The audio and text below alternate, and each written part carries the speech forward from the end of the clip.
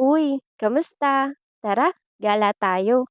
Dito namin naisipang pumunta sa Hinulugang Taktak Eco Adventure Park na located sa Daang Bakal Road, Sitio Taktak, Barangay de la Paz, Antipolo City.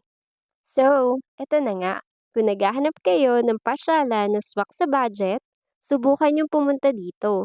Dahil bukod sa free ang entrance, libre din ang mga amenities o activities dito gaya ng spider web, wall climbing, rappelling, at itong canopy walk.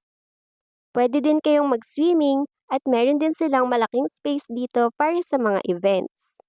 Sa pinakaibaba din nga makikita itong sikat na Hinulugan Taktak Falls. Meron ring mga cottage dito kung saan maaari kayong kumain, magpahinga o magmuni-muni. Pagkatapos nga naming maglipot dito ay sinubukan na namin itong canopy walk. Habang ako'y nag-iipon pa ng lakas ng loob, ayan nga't pinauna ko na muna yung kapatid ko. Mukha naman nag-e-enjoy siya kasi ang layo na ng narating niya. Mahina talaga loob ko sa mga ganitong bagay, pero gusto ko talaga ma-experience to. Kita niyo ba yung kaba ko? Lahat na ipon sa kilikili ko. Sobrang bait din nga pala ng mga staff dito. Talaga nga namang i-assist ka nila lalo na kung nakikita nilang kinakabahan ka o natatakot ka. Gaya nito nila sir. Di ba bumili siya? Kaya niyan.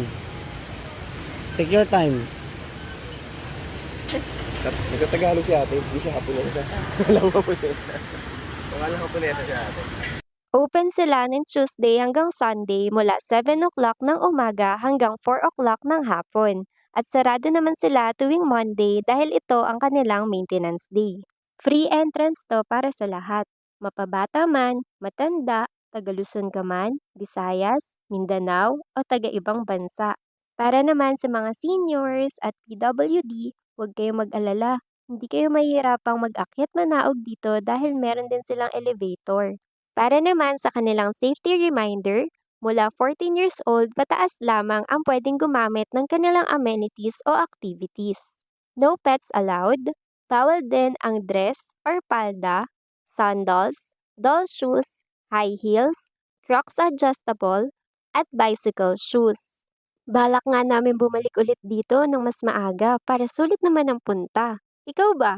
Saan na sa Antipolo ang nabisita mo na talaga namang swak sa budget mo? Share mo naman. Salamat!